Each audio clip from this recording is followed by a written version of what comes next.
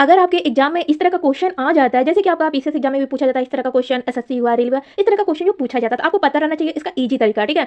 तो सबसे पहले हम क्वेश्चन को देख लेते हैं। यदि a माइनस बी बराबर 3 है तथा a cube minus B cube बराबर 117 हो तो a प्लस बी किसके बराबर होगा, क्वेश्चन पूछा गया है, ठीक है। तो इसका बहुत ईजी तरीका है करने के लिए। सबसे पहले a का मान अगर आप जो है 5 को रख देते हैं, ठीक है, और यहाँ पर माइनस लगा तो माइनस को लिख देंगे। b का मान आपको 2 रख लेना है, ठीक है, यानी तो फिर माइनस करेंगे तो यहाँ पर 3 हो जाएगा। तो 3 देख रहे हैं यहाँ पर जो है ए माइनस बी का मान 3 दिया गया, तो यहाँ पर 3 हो गया, ठीक है। अब आपने ए का मान जो है 5 को रखा तो 5 का क्यूब हम यहाँ पर कर लेंगे, ठीक है। माइनस का साइन है तो माइनस लगा देंगे। बी का मान आपने 2 रखा है, ठीक है, तो यहाँ पर 2 लिख लेंगे और यहाँ पर जो 2 का भी क्यूब कर देंगे, ठीक है।